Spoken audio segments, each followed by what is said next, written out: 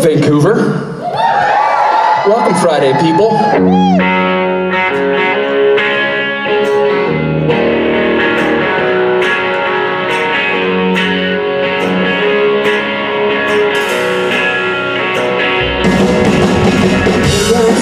To remember time from my being in North Carolina. Sail on the road, where that I see your light. Well, I made it down the coast in 17 hours, picking me a bouquet of dogwood flowers, hoping for an island and see my baby tonight.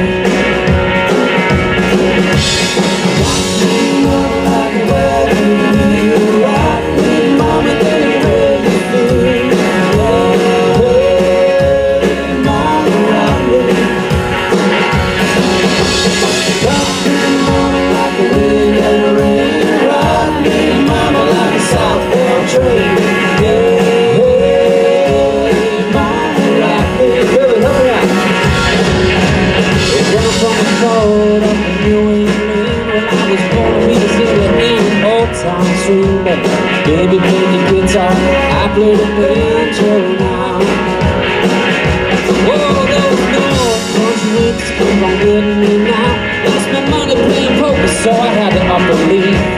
And turn back to living that old life no more. Rock me, mama, like a rock you. Rock me, mama, any way you feel.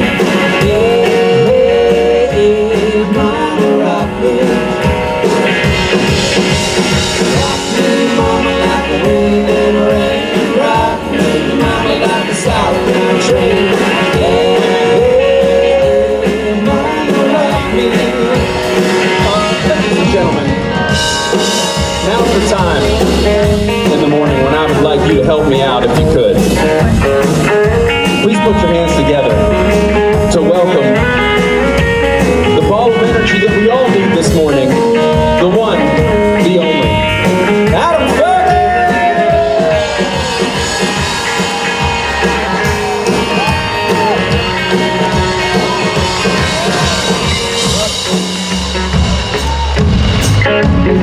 I don't know the words of this song. Hey, Barbara, rock me. Hello, Vancouver! Did you say Barbara? Barbara, rock me. Yeah, sure. Isn't it? Yep. I'm pretty famous for misquoting songs, so well, make up my own lyrics. It's Mama. Mama! But Barbara works. I had a babysitter called Barbara. We don't need to get into that. Yeah. So, Jason, did you know that not only does Vancouver have the largest swimming pool in Canada at 137.5 meters? No. But it's the 4th most livable city in the world. No. I swear to God. Huh. How many people from Vancouver do we have here? 4. That's pretty impressive. How many people here is your first con? Welcome. Holy smokes, guys. Are you in for a treat? We've got an amazing lineup today. This weekend, I should say. Unfortunately, Matt is not going to be with us, which is very sad for anyone that wants to look at Matt's face. But we do have the likes of Tim Omundson, Brianna Bookmaster, Kim Rose, myself, David H. Jones, Ruth Connell, Rob Benedict, Larry Swain, Jason Mann. I'm missing somebody. There's always a cheat sheet over your shoulder if you need it. I'm looking. Alex Calvert, for God's sake. And then 3 other blokes, I can't remember their names, but you can meet them over the weekend. Come on, it's Jensen, Jared, and Misha will be here tomorrow. Those of you guys that have been here before, you know what you're getting into. Those of you guys that haven't been in before, strap in, because this is a weekend of your lives. It's going to leave you begging for more. But without any further ado, I'd like to introduce our first guest. Is that okay? Can we do that? This guy is an absolute hero of film and television. He's worked with Tom fucking Cruise, for God's sake. Ladies and gentlemen, please give a very warm welcome for Tim Omundson.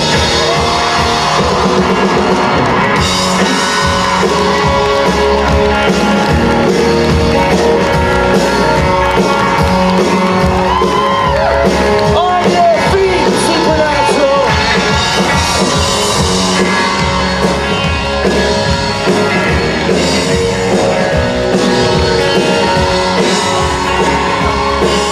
Welcome.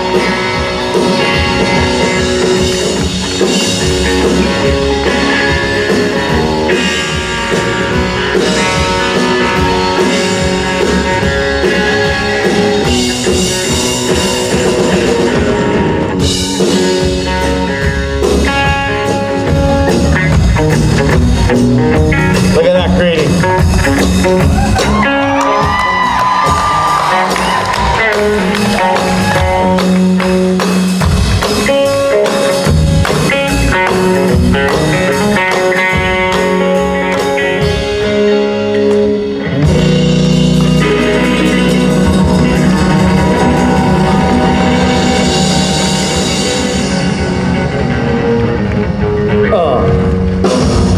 Hello, Toronto!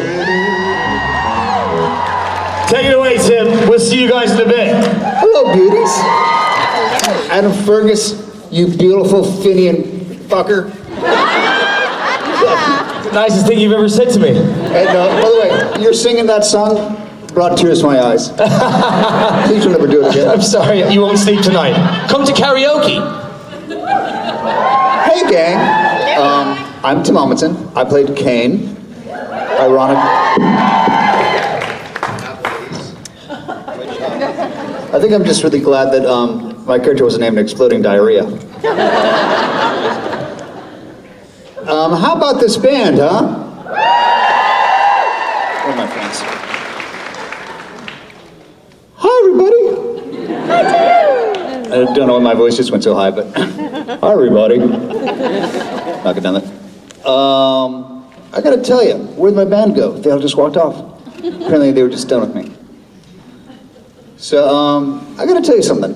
It's incredibly emotional being back here at the world famous Supernatural Convention Circuit.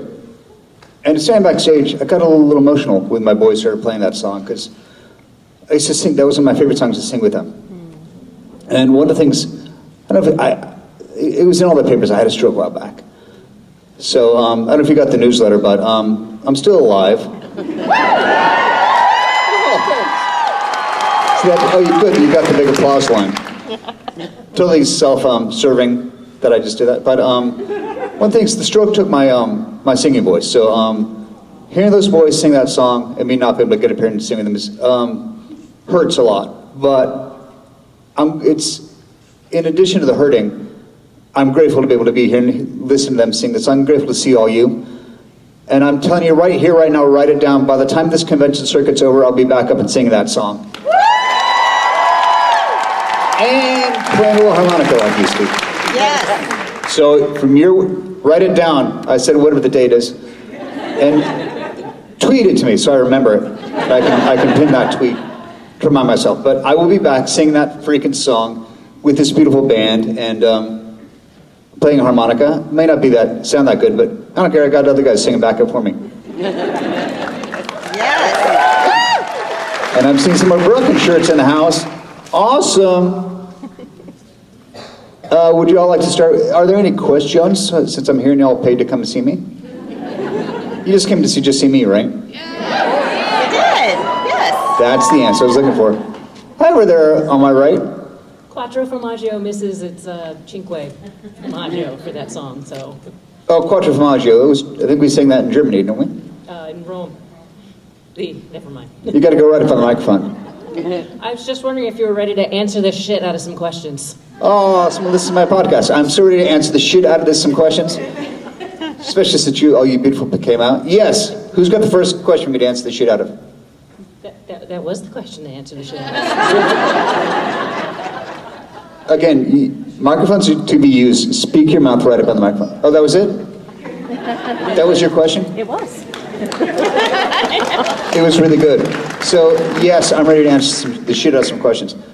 I think that's a reference to, I got a little podcast, anybody heard it? It's not the Supernatural, and I heard that was really good. But my dear friend Maggie Lawson and I have a psych podcast. Where before every episode, we ask each other if we're ready to podcast the shit out of it. So, we are, and I am, ready to answer the shit out of some questions. Who's got one? Anybody? Hi, Tim. Hello. I'm over here. Over there. Tim. Which way, right or left? Your left. Oh, you're over there. Hi. Hi, Tim. It's lovely to see you. Lovely to be seen. You don't know. Yeah. My name's Anna. I'm from Italy. Anna, speak up a little bit, even the mic, would you? Sorry? Speak up just a little, or can my beautiful mic I'm not be... used to shouting. Okay, can my beautiful mic be, give her a little volume to our friend over there on the house, right? Okay. Okay, there we are. Oh, that's much better. Okay, my question is about the scene where Kane and Dean are fighting in the barn. I know you've told us about the demon fight when you're doing the corn in the kitchen, and how Jensen did hours and hours and hours of physical fighting. But I just wondered if you could tell us anything behind the scenes information about that scene, because it's exceptional. You seen the outside the barn before I go in and kick Jensen's ass? The scene where I mean, that's how I say it. That may not be Yeah. how you read it, but that was my subtext. yeah, the scene where you kick Dean's ass as well. The emotions? I'm sorry, I need that mic a little hotter, please. Just the anything that you can tell us about setting up for the scene, or how you got into the mood for the scene, or how Jensen approached the scene, anything, because it's exceptional. Well, I got to tell you, that was all on the writing. I mean, I just rewatched all my episodes, all 17 of them. And I was really, that scene's, I mean, the fight scene is so freaking epic, but the build-up prior to that, the dialogue before we get into the actual fisticuffs, was just beautifully written by Bobby. So I didn't really need to act a lot, I just needed to focus on Jensen, which is so easy to do because he's so dreamy. Just look in those beautiful blue eyes and speak the truth, as they say. It's the classic acting line. So there wasn't a lot I had to do other than just try and be grounded and speak that beautiful dialogue. And then the dialogue actually within the fight itself, I used to always I forgot how great it was because I always get wrapped up like, oh, the fight was so much action and so cool. But then rewatching, I was really struck by how poignant the dialogue between us was. And Kane sort of setting up what he's trying to do to this boy and the fear that he has for him. Yeah, absolutely. To answer the question? And he kind of seems invincible right up until that moment, and then the tables turn, and it's just brilliant. Again, I'll take the credit for it, but I didn't write it. Okay, thanks, Tim. Just thank you.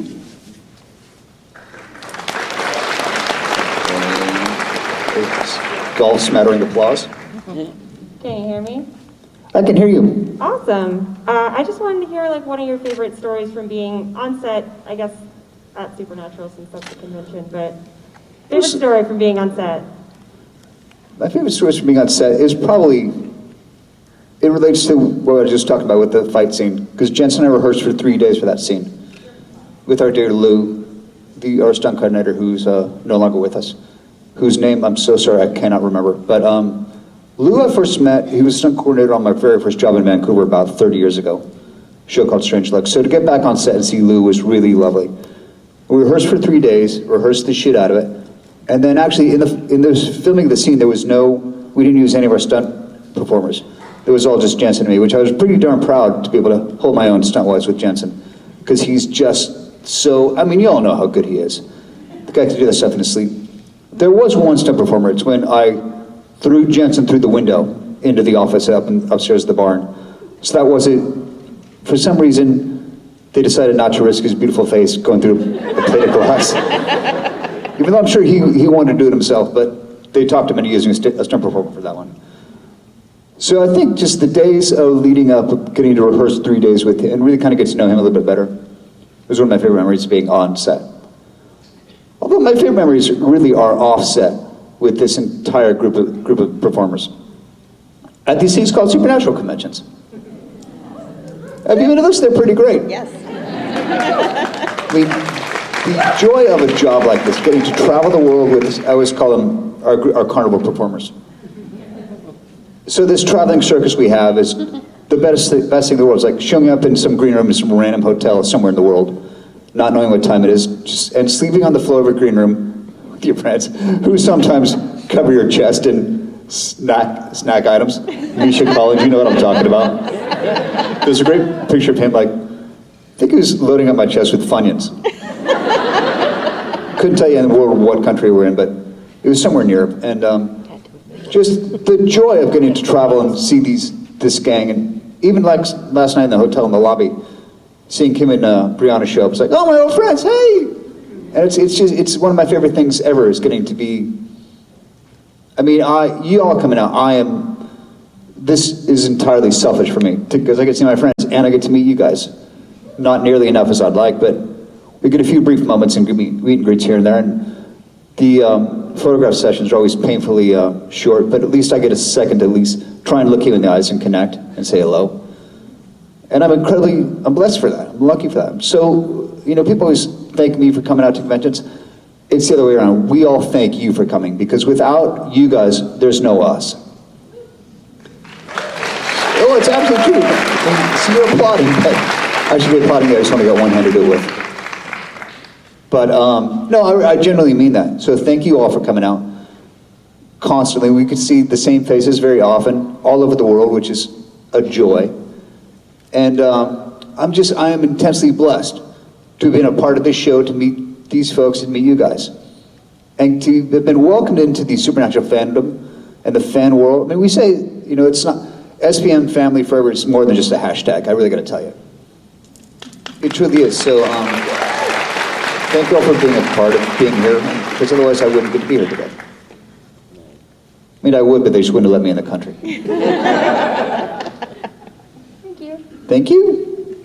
Next. Hi, Tim. Hello. I was just going to ask you about that first scene that you had with Dean and Crowley, because it was a really great way to set up your character, to have Crowley be really afraid of you and trying to drink tea while he's just terrified. Mark is so good in that scene. It was excellent. So could you tell us a little bit about that scene? I mean, I think Mark and I had known each other about 30 years, so to get to finally be on a set with him, I think we'd never worked together before. We were just sort of been passing actors. I think we worked together on 24, but it was very brief. So to finally be able to sit in a real scene and have dialogue with him was just an intense joy. And just that whole scene was so funny, and again, Robbie did such a great job. I mean, it's not just, yes, the boys are amazing actors. Jared and Jensen and everybody else. And I guess that means you guys pretty good. So all the actors and actresses on the show are amazing, but truly it comes down to, it always, actors are nothing without great writing. So to have Robbie set us up like that and set this badass character up of Kane the way he did was so just delightfully funny. And again, there's not a lot of acting involved. It's just, I think with Kane, really, I realized early on, the key for playing was just embracing his silence and stillness as much as I could. And I loved it, and it was a great introduction that he's just sitting on his couch drinking tea. Because there's not a whole lot of overacting involved. Although if there's a way to overact in that scene, I'm the guy who can do it. So I just try to kind of be still and say the words and look at these two guys. Especially that Jensen. I mean, Mark's pretty good. I knew him too well, so. It was very intimidating. Great. Thank you. Hi, Tim. Hello.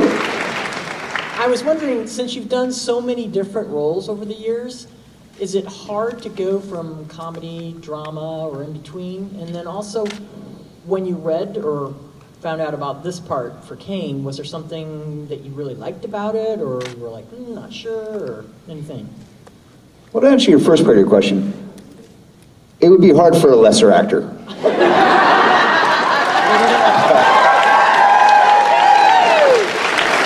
I'm just messing with you. No, it all comes down to the writing, again, like I say. And this job was certainly no exception. I think I don't have a favorite between the drama and the comedy. Although lately, since that thing that happened in my brain, I think I'm enjoying comedy more. Because I'm not as able to access my bag of tricks as I used to physically and vocally and facially. My face still is not as animated as it used to be, which is not a bad thing because I kind of relied a little bit too much on that arched eyebrow. Which it doesn't do anymore, so now it's just like one, which it's all constantly, what? Surprise! As opposed to the arch. But working on it, that might come back. So I think I'm at this stage in my life and my career now where I'm trying to figure out still how to work with this new brain and this new body. And kind of almost coming to terms of acceptance of it's not being able to do what I used to do as well as I used to do it, which is not necessarily a bad thing. I did a pilot recently with Sean Cassidy, my wife's teenage dream, and maybe some of yours. Ooh, yeah. And Sean is one of the nicest men you'd ever hope to meet. So I did a show called New Amsterdam where they were kind enough to write it for me, and it was I played a comedy writer, and they kind of let me just ad-lib most of my dialogue. And it just felt so much smoother and funny, and it was kind of a great relief to realize I'm still funny. And can still come up with a joke and deliver a joke. It may not come out as fast as it used to, but still kind of, I think it as fast as it used to. And now my mouth's starting to catch up with my brain more than it used to 5 years ago. So anyway, Sean and I became friends after doing this show, New Amsterdam, and he offered me a role in this pilot. And he and I talked a lot, sort of our tech friendship, about me just trying to figure out what the new 2.0 Tim, the actor, is. And he's been so lovely and encouraging of the next version of me could be even better than the old version of me. So I'm really trying to just embrace that and figure out what that looks like without worrying too much about what it looks like. Because it's going to be what it is. And to be quite honest, I was known for a little bit of maybe scenery chewing. Kind of like me, a character like Kane, and holy crud. There's going to be some splinters in my mouth. That's why, luckily, I was smart enough to just kind of go, just find the stillness, like I said before, because otherwise, Kane could get so growly and over the top. And then the second part of the question of what was it like to get to play him?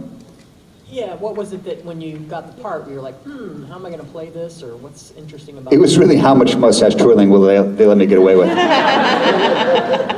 But, and you know, I don't know if you know this, we have Rich Speight to thank for me being on the show, or to be mad out for me being on the show. Because my dear Rich and I went to college together, and he recommended me for a show called Jericho, which was where I met Robbie Thompson. And then Robbie eventually came up with Kane and this show called Supernatural. So I can't quite remember the timeline of either Rob recommending me for Supernatural or Richard recommending or Robbie just saying, I want to write this thing for this guy. And then when Executioner Song came, and I got to talk to Bobby Burns, I was able to sit down with him and say, I'd really like to kind of dig into this guy's backstory a bit more. And see a little bit more of the, what makes this guy, the evil side of him tick. Which was much more subtext than you got to see on screen. So Bobby and I talked a lot about that, about who this guy was and what made him what he was. So it was just a gift. It was a gift to get to play. And I watched the show a little bit, just because of my dear friend Kurt Fuller and, of course, Richard Speight. But I hadn't watched a lot of it, so I remember being on set, in between shots. I was watching, I had all the episodes downloaded on my computer, and I got so into it. It's like, oh, this show's really, really good. And they say, okay, Tim, we need you.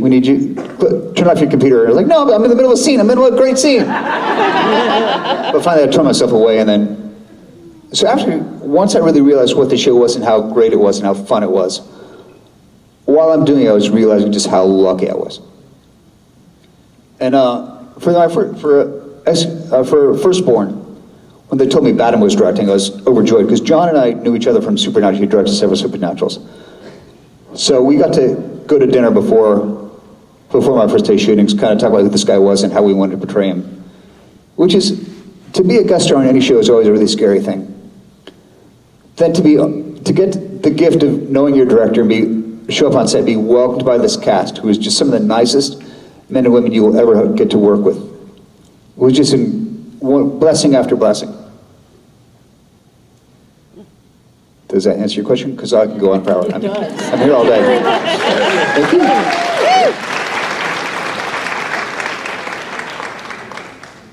Look, it's a long weekend. There might be some drinking involved for all of you. Just want to remind you all to hydrate.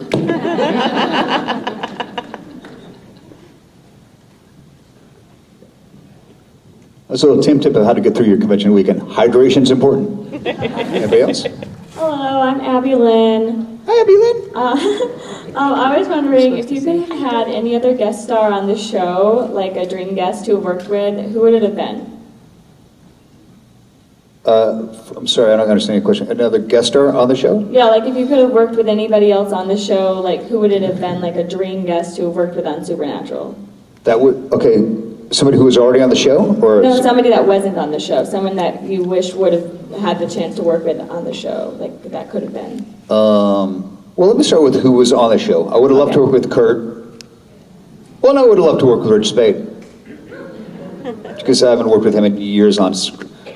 That Fergus guy's pretty good and handsome. He would have been fun, but I would have just been too stuck looking in his dreamy eyes and listening to that Irish lilt that I wouldn't be able to do anything. But what random guest star, what random actor would I love to have worked with on this show? Let me think. That's a big question. I stumped you. It'll come out. Good. The stroke brain will catch up. I just got to think. I'm going to go with Alan Rickman. That would be very, very difficult, though. Of course, because Rickman's now no longer with us. Can you imagine Rickman on the show? I think it would have been great. Okay, now I'm going to go with somebody living. Gary Oldman. But I would just be way too intimidated to work with Oldman in any capacity. For sure.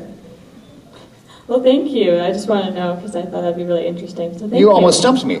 I almost got you. Thank you. Thank you. That's an incredible question. By the way, I love this smattering of golf applause every now and then. Hi.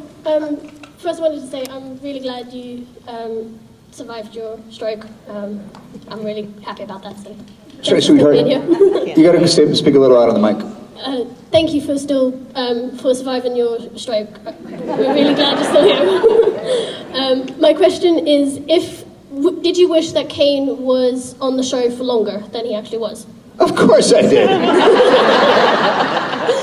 mean, I think I did 3.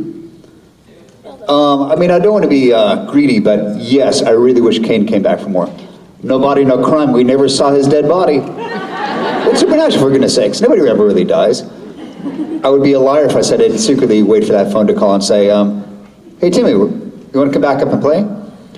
I always sort of really would have loved to, if he actually died, I would have loved to have seen Kane and Rowena in hell. I think that would have been a really, because Ruthie's such a tremendous actress and a dear friend. Would have loved to have gotten, I think that pairing could have been really fun. Awesome. Thank you. Thank you, and thank you for thanking me for still being here. We really got to thank my neurosurgeon, Juan Valdivia. Shout out to Dr. Juan, who saved my life. Hi, Tim.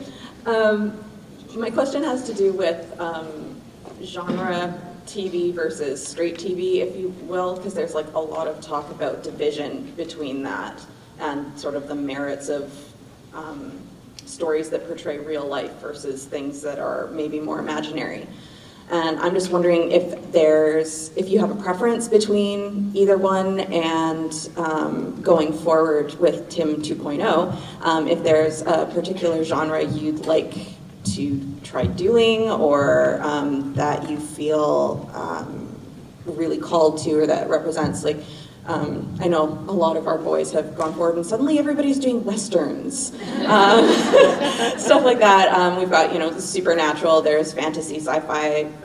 Psych was, I guess, sort of a procedural, but yeah, if there's anything along those lines. I haven't really given any thought to it, because I guess taste-wise, we tend to watch more non-genre shows in my house. So I think that's just sort of because that's mostly what I've done in my life as an actor. Although, hell yes, I want to do a Western. I heard there's one involved, there's a Walker Western. Which, unfortunately I'm not, I don't write anymore because, that thing happened to my brain. But I used to ride quite a bit and love me some cowboy stuff. And cowboy stuff, whatever you're into. But, yeah, I would love to go do a Western. But as far as next Tim 2.0, it'll probably be non-genre, because genre tends to be a little more physically involved. But that's the great thing about an actor. I don't know. We just got to wait and see what the world's going to throw in front of me. So thank you so much. Thank you, and that's a great question. Hi, Tim. Hello. So I loved your performance on the show Galavant. Go on. And there were so many great guest stars, and I was wondering if you had a favorite guest star that you got to perform with on the show? Boy, that is a tough question, because they were, like I said, it's just an embarrassment of riches. First thing that comes to mind would be, of course, the great Ricky Gervais. That was an absolute dream, because I'm such a fan of his, and followed up by the late, great Rutger Hauer. And Rutger and I actually became friends on that show a little bit. It's weird, every now and then I get a phone call like, "Hey Tim, it's Rutger." Which still, it's like amazing, like, Rutger, and I say these messages, like, I got a freaking phone message from Rutger Hauer. And we got to go to dinner with him one time, and he was lovely. But Ricky was just beyond anything. My very first day, where's Allison? Everybody see my wife, Allison? Oh, there she is. Let's give a round of applause for my wife. Just raise your hand, honey. Allison Omundson, ladies and gentlemen. Just had our 25th wedding anniversary. I would not be here, were not for her, literally, because she has picked me up and helped me survive this fucking stroke. Like the angel that she is. And my greatest source of inspiration and help. And so, hi honey, I love you, happy anniversary. I'm gonna get so yelled at later. Now, if I really wanted to get yelled at, I would make her come up on stage, but I can't physically make her do that. But as an example of the incredible advice she's always given me as my dear partner in love. So the day before I was working with Ricky, I was pretty terrified. I was talking to her, and she gave me the best advice she's ever given me. She just goes, "Show no fear." So it's like, oh God, she's absolutely right. And the day of, I was in the throne room, and I was exhausted. So I was kind of taking a nap on the banquet table, like you do. So I was laying just flat out on my back on the banquet table. Dan Fogelman, our amazing creator, comes up and he starts talking. We're chatting. And he's giddy and I'm giddy. And he's like, I don't really know why Ricky's coming to... He's like, you fucking believe Ricky Gervais is going to come to our show? And he's like, I really don't know why he's here, but... And he goes, anyway, Ricky and I were talking, and he asked how much, if we can have fun, meaning can we kind of improvise around? And Dan gave me this incredible compliment. He's like, don't worry, Ricky, you do everything. My guy's the best I've ever seen. So I had a little bit of love from Dan there, but I'm sitting in my trailer, after I woke up from my nap and dragged my butt back to my trailer, shot some coffee, and I see Ricky's car pull up, and he's kind of standing at base camp and gets out of the car, and everyone's running over to greet him. And normally my natural reaction would go say hello, because I want to welcome the guest star, but I thought, no, I'm not going to give away my power. I'm not going to show any fear. So I waited until everybody was gone, and finally I walked up to him, I could have stood for a second, I went, oh, he must be Ricky. He bust out with that cackle and give me this look, and he's like, oh, we're on. And I felt so good, because like, great, I made Ricky laugh. But actually then being in that scene and making Ricky laugh, Ricky, this is how sweet he is. So we had a very finite number of hours in the day. Like he had a hard out at a certain time, like in the car, driving back to his where he was staying. And we were doing our scene, our scene, and he stayed late to do his off-camera for me, which I thought was a classy move. Because many, especially a star like him, could have said, F off, I'm out. So I love Ricky to this day for that. And just to be able to, the fact that I made Ricky Gervais laugh in a scene beyond our dialogue was still just, that's going to go with me in my grave. in addition to, oh, you must be Ricky. I didn't make Rucker laugh like that. Thank you. Thank you. Thank you for the Galavant love. It's on Hulu, by the way, if you haven't seen it. Well, not in Canada, but. Hi. Hello. So, first of all, I was so excited to see you in Supernatural when I was watching the show live. I'm like, oh my gosh, it's my guy. So, I have been following you since not like a stalker, but like... Security, quiver check, please. So I started watching you on Judging Amy, and I'm like, oh, he's so endearing. And then we got to Psych, and you're so hilarious. And then you were just super serious. So I'm like, this dude has range. But my question is... I kind of really like the part where you're just saying how amazing I was, but go to the first question. Go ahead. All of those characters really likable and really believable, which is hard because, you know, it's such a range of people. So that just speaks volumes to you. But, and not the writing, it's you. So, anyway. I got another 20 minutes if you want to keep saying how great I am. So the question, though, is, now that you've been afflicted by a stroke and you're amazing coming here like this, I'm just totally impressed. Have you thought about, like, embracing the character of a post-stroke character? Maybe you talked about it in your podcast. I don't listen to podcasts, so I'm sorry if you did. So, I mean, it's really a psych podcast, so you're kind of going to be a hardcore psycho to really dig into the podcast. But yeah, have you thought about maybe seeking out a role to normalize and make that character lovable, like all your other lovable characters? Well, thank you. I mean, I'm sort of taking out, my wife and I have a joke that I kind of cornered the market on playing stroke survivors. Between This Is Us, which, the reason I got This Is Us, because Dan Fogelman, who created This Is Us, also created Galavant. And I've told this story many times, so forgive me if I'm boring you, but I was in such bad shape, like we didn't know I was going to be able to walk after I first started recovering from the stroke. And I was in the ICU, and like I always say, you don't know what you don't know until you don't know it. I had no idea how badly affected I was going to be, or that my left hand and arm apparently don't work. And then it took a long time for my brain to sort of catch up, and then I started realizing, oh wow, this is messed up. And I knew that part right away. But so I kind of made the decision right then and there in the ICU that like, I'm not gonna let this get me down. Like I made it as an actor, I've already beat Hollywood, a stroke's nothing. So then I'm at a dinner with my dear friend Karen David, who played Princess Isabella on Galavant. And a man named Chris Koch, who was one of our directors on Galavant and producers, was over. And he's a director and producer on This Is Us. And he said, hey, Dan and I were talking. We thought maybe you could do the show, meaning This Is Us. And I thought, oh, that'd be lovely. And then I thought, that's never going to happen. And I looked at it, I thought, well, maybe I could be a guy in the office in a wheelchair. Like, I had no idea. But then slowly over the years as I started recovering, our friends Kat and John kept feeding Dan and Chris little tidbits about my recovery and how I was getting better. In fact, I was at this dinner, I was in such bad shape, they had to lift my wheelchair over the threshold to get into the house to have dinner in the dining room, I mean. So it was pretty wrecked. And then one day, I get a text from Dan saying, hey, I'm thinking about writing a guide deep in recovery from a stroke. What do you think? And I was like, put me in, boss. But I said, if we do this, I want to show I want to show what it really is. So, and I'm incredibly blessed that I keep having people hire me to not try and hide my disabilities.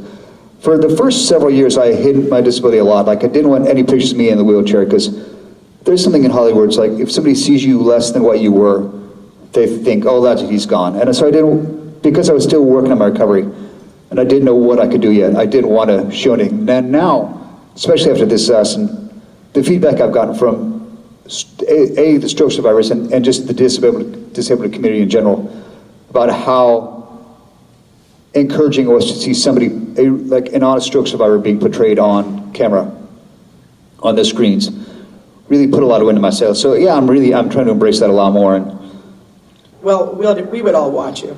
Well, thank you. And I think you'd be amazing. I just got asked to join the Screen Actors Guild Disabled Performers Committee, so I'm looking forward to trying to embrace that new phase of my life, whether it's acting or advocacy. So yeah, we're going to see where it goes, but I am trying to definitely give a voice to those who may have been marginalized in the past, no matter what the disability is.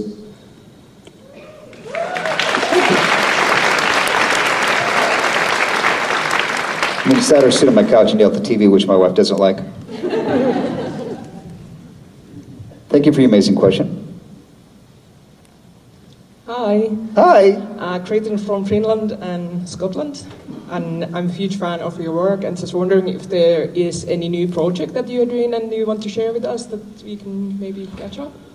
Well, as a matter of fact, you'll notice that my beard is back in epic. Yes. It is being grown for a certain role, which I'm not allowed to say what it is yet, but I can say it's not Kane, unfortunately. Santa? Nor is it King Richard. But I have been given a role that I'm just going to say he needs a godlike beard. It's also not God and Lucifer. But I'm excited that I got to grow my epic beard out again for this role. I'm not at liberty to say what it is, but you'll find out soon. Excellent. Thank you so much. You're very welcome. Thank you. Hi. So on the show, it's fairly well known that there's a bunch of pranks going on back scenes. I was wondering if you were on the receiving end of those, and if so, what was one that really stood out to you or affected you? I was pranked on my very first day on set on Executioner's Song. So it wasn't a hardcore one like a lot of the gang got. But in the opening shots of Kane and the Executioner's Song, where I'm walking down the cell block trying to look all badass and hardcore, and just kind of jiggling, he's being scary in the shadows and jiggling the chains on the cages. And when I'm walking down for that scene with Tommy, this was Phil Scrigia did this, our director. I'm just literally just walking and trying to channel tough. And I suddenly hear, and I can't sing as like you, but I suddenly hear, I want to shoot him with a crossbow. I want to stab him in the eye. Which is my first song in Galavant, which is very sort of lilting, lovely. I'm like, what the, what? It took me a second, why am I suddenly hearing my own voice singing this very jaunty song? And I realized Phil had decided to put on my opening song from Galavant of She'll Be Mine to mess with me. It was, actually, you don't see it, it gets cut too soon, but at the bottom of the cell block, I actually did a little pirouette as Kane. But that was the main prank played on me. I know Misha got it a lot worse than I ever did. Thank you. Thank you.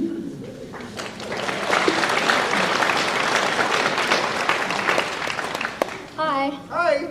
I was wondering if you could have played any other character on the show, which one would you have picked? You know, it's such a loaded question because there's nobody on the show I could possibly replace. Because, I mean, there's something about acting, like you can, actors are always looking for the next job, and we're normally a little mildly pissed off when we're not working. But I came to embrace something in my early 40s where I just kind of realized, we get the parts that are meant for us. And the parts come, and I don't know, so like Kane came to me, and I don't know what other son of a bitch could have played Kane, but I'm sure there was somebody, but no, there's nothing. To honestly answer your question, no, there's nothing else in this show I would want to play. Because everybody was so perfect in what they did. And those actors were all meant for their roles. Awesome, thank you. Thank you. And Dean would have been fun. That guy's Since Rich, skipped out on us and didn't show up, I wanted to give you the opportunity to tell us a Rich story, as embarrassing as you like. First of all, can we just acknowledge the fact that Rich is not here because he's become such an incredibly successful, badass director? Yeah. And I personally am so proud of that man because he's worked his ass off. I remember very early on when he did his first short film, trying to transition into being a director, and how much the behind-the-scenes supernatural world has supported him and really just gave him his chance. I mean, he deserves every bit of his success that he's gotten because he's worked his ass off to get there. But, Richard Speight. So, my second episode, when I came up to do Executioner's Song, I watched my trailer and instead of my character's name, it said Tim Omundson Doolittle Award winner, which was an award I won in school, so he didn't let me forget that. But I think my favorite Rich story is the Timmy O'Groton stories. So as Rich loves to say, one of his many nicknames for me is Timmy O'Groton, because normally he calls me, he's always called me Timmy O. But we were out to dinner one time with the boys before the Loud and Swing show, and having a steak, and as he tells it, I ate all the potatoes au gratin, which is not. I had a second helping, okay? I didn't eat the whole damn plate, Richard. He's not here, but Alice and I were out to dinner for our anniversary. I may have ordered some potatoes au gratin and took a picture of it just so I could send it to Bob or Richard. So, other than God, I mean, it's not a great story about Rich. Just what an amazing, lovable man he is and a dear friend he has become. And just how much I love him. And I wish he was here today, but I'm glad he's not because he's being a intensely successful director. We miss him too. I will text him phone. Hello. Hi, Tim. Nice to see you. Nice to be seen. I wanted to ask, what was the moment when you first got on set that you realized it would be an awesome show to work on? Okay, I got to think. It would have been Firstborn. Watching in Firstborn the fight scene in the kitchen.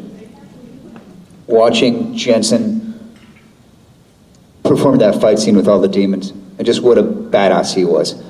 I remember just sitting there, shucking my corn, drinking my fake beer. And at one point I was like, as we're watching this, I thought, it'd be fun to just have a beer here. And then Badham's like, hey, you want to drink a beer in this scene? I was like, yes, please.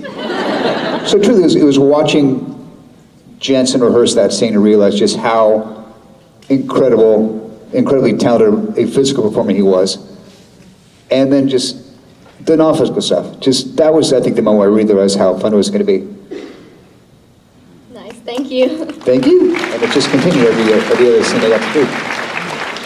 Okay, I'm back. I had one other question. Speaking of, actors making transitions into different roles in the industry, is there any other role or job on set in the industry or anything that you've historically been interested in or that you'd maybe like to try in future? It's actually shifted over the years a little bit. When I was on Psych, I really wanted to try my hand at directing. And that's kind of, it wasn't a burning desire, but I thought I'd really like a shot at that. I mean, I'm good with actors, so I think I could really help actors in a scene, but I also think directing, like anything in this industry is so difficult, you really got to have a burning passion if you're going to put it with trying to. And then for years I kind of, more recently, I sort of left the directing go because it's way too much work and I'd much rather just take naps in my trailer. That's a totally honest answer. Directing's hard. The second you show up on set, everyone you look at has a question you got to have an answer for. Yeah. When you're taking a nap in your trailer, nobody's bugs you. But over the years, since that thing that happened in my brain, I've kind of thought about writing. Actually, when I was in the ICU, I thought there are so many stories about this thing that I really wanted to write a one-man show. And I talked to my friends Kat and John, my writers from my amazing season 2 showrunners on Galavant. We talked a lot about trying to develop a show around my stroke stories, and another couple of writers of mine. And then for a while, that kind of got put on the back burner because I was trying to focus more on my recovery, my physical recovery, and just my cognitive recovery. But there was a book that I tried to get the rights to with my friends John and Kat that we were going to try and make into a series, which is this amazing Victorian mystery novel by an Irish novelist that I really like called House on Vesper Sands. That's Tim's book tip for you, The House on Vesper Sands. If you like Victorian mysteries, this is a great one. But don't get the rights to it because I wanted them. So unfortunately we couldn't get the rights, but we tried really hard to get the rights to this novel and make it probably into a series, just mostly because Kat and John are such Anglophiles, we wanted to go back to London and develop a series there. But also I'm still trying to figure out how acting works. So no, there's nothing. I'm still just Now, I'm developing Tim 2.0. That's the work I'm doing. That's awesome. Thank you so much. Thank you.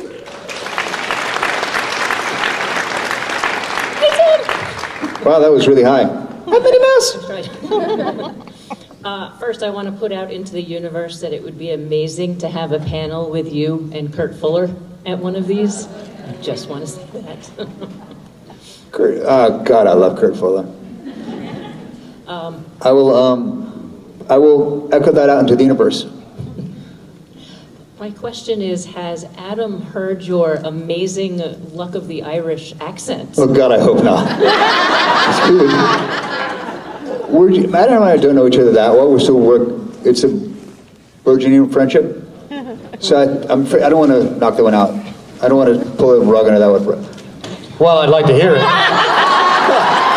Son of a bitch. Sorry. So here's the thing, buddy. In addition to you're scaring me. Yes. Ooh, you smell good too. So in addition to the stroke taking my singing voice, it's also taken my ability to do accents. But I'll tell you this one. So in Luck of the Irish, not a good feature film, by the way. It's a Disney Channel movie. They actually give me a dialect coach for that one.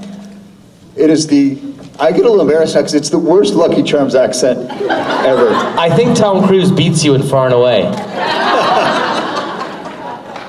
I don't know. I'll let you. I'm going to watch it. Look at the Irish. Yeah, it's Disney Channel. I love kids Disney get older, believe me, you're going to see it every St. Patrick's Day. I'm going to sit you and Maul down and go, this is the legend of cinema right here. And say, I apologize for my friend Tim's accent. But it came down to, there's a shorthand joke I have with my friend Maggie where, to sum up the accent was just, hoity, hoity, hoity, hoity, hoy. Top of the morning to you. Oh no, who's got me lucky coin? No, it's good. I mean, I used to have a pretty good, I had like a decent, I played Jerry Adams, I used to have a really decent Northern Irish. You just speak through your nose, like that. Aye, fuck. Okay, surely. Right. That's where you get a pint now. Aye, that's very good. Get a round of applause.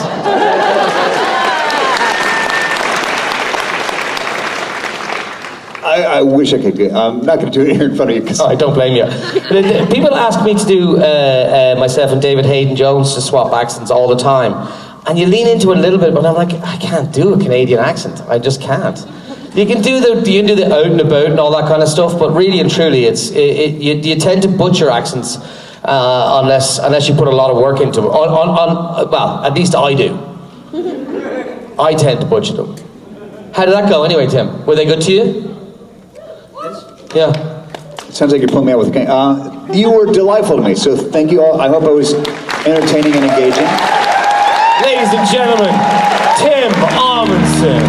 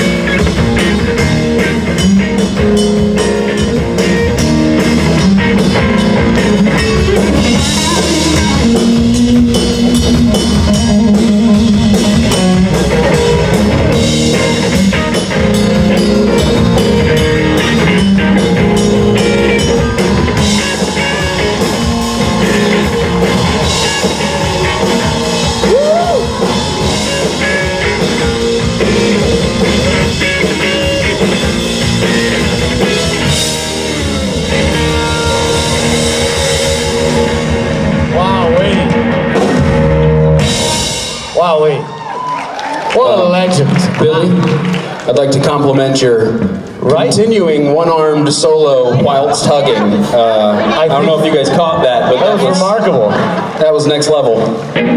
Yeah. I love Tim. Oh, he's so modest, too. He's so modest. It's amazing. Well, did you know that Greenpeace started in Vancouver? I did not There you go, know that. Yeah. And I told you about the swimming pool. What swimming pool? The largest swimming pool in Canada. Where is that? Right here in Vancouver. What? I swear to God. It's amazing. So, next up, we have a game hosted by the one and only Jason Mines. Do you want to take us through it? Yes. Oh, yeah. Go. Yes, go. Yes, go. This is the yes no game. Go. It's a real time killer. It's a all such a buzz killer. It's yes no game. You get two choices. Jason no. Yes, no. Those are the only two. Jason Mans. Jason Mans. So this is a game.